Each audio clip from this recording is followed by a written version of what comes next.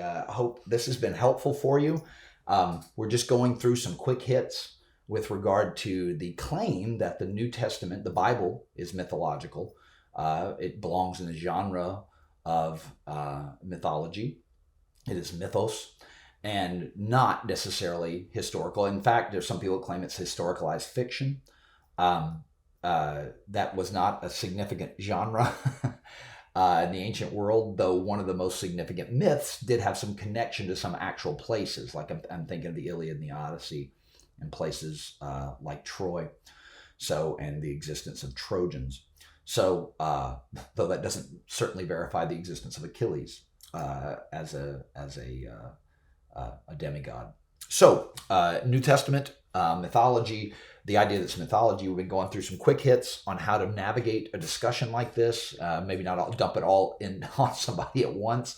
We're also working on an app where we can you can have these sort of answers really quick at hand, and then a drop down for later to study more, to know a little bit more about what you're talking about, so you're better equipped in the next conversation. We are well past the idea that an emotional existential transformation to a life in Jesus Christ and a life of Him being your Lord being significant enough to handle evangelism and all the issues our culture are throwing at us. So again, emotional conversions just aren't going to cut it anymore. They could when Christianity was still the default position, or as Aaron Renn says, when it was still positive world or even neutral world.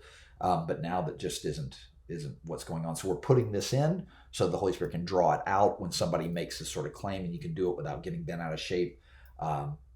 Just putting arrows in your quiver for the Holy Spirit to draw upon.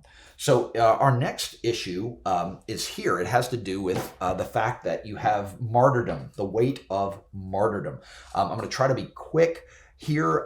People aren't willing to die or be tortured to verify and support what's likely to be a myth. Now, this is important because people say, certainly there are. People died for an ideology and killed a lot of people with them for 9/11. I phrase this on purpose this way. People die for things they think are true all the time. There's a difference. There's a difference between dying for what you know to be a lie and dying for what you think might probably be true. Now, you may say, it's just slicing it too. No. It's this. It's conspiracies unravel at the point of a sword. When your life's threatened, you usually say cat's out of the bag. Now, there were people that under torture turned away from their Christian commitment. But what we don't have are the people that claim to be eyewitnesses. We don't have any record of that. And further, we have record of at least solid, significant historical record of at least 6 of the 12, maybe 5 of the 12 that went to a known recorded martyr's death. Not saying it was all a hoax, just to save their skin. Even just saying to save your skin. I don't want to die. So I'll just say it's not true, even though in my heart I believe it is. They didn't do that. They went to a martyr's death proclaiming the same thing that was shot out of the cannon right from the front end of Jesus' resurrection and ascension. So we have really, really solid evidence for at least James, Paul, and Peter. We have significant evidence for at least 2 more, if not 3 more. And then the other 6, we have tradition, which again varies in its in what you would call its historic authenticity or its historic verifiability, historic credibility. Therefore, it affects its plausibility. Sorry about all the ability words, but the idea is that you don't normally have the weight of martyrdom behind any historic account. Very, very interesting that people, again, might die for something they think might be true, 9/11, the Nazis in Germany. But what you don't have are people tending to die for what they know to be a lie. We're going to keep in other words, again, conspiracies tend to unravel at the point of a sword.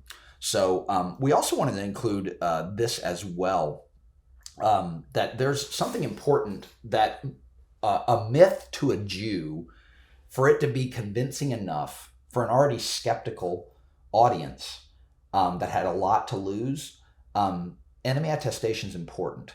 Now you may say, well, you're combining these sort of things. Well, yeah, let's just do 2 real quick here. First is you have the weight of martyrdom that normally isn't put behind a myth. You have the weight of martyrdom put behind what they went to great lengths to tell people was not mythology, right? So you don't only have their claim, hey, they could be lying, but now you're having to say they were tortured and killed for what they said was a lie, which defies historical analysis. It defies a number of things.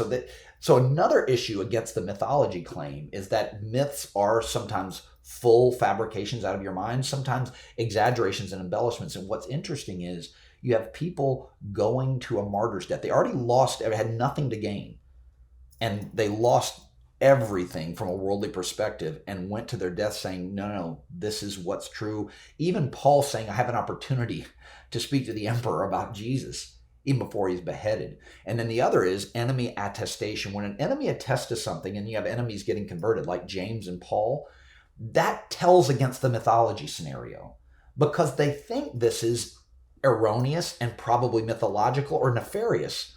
That's the whole idea. And you have Jesus' brother, James, one of the three Jameses listed in the New Testament. And then you have Paul converting, again, who expected it to be something like a myth, if not a nefarious lie, not even a positive lie that has existential purchase to it.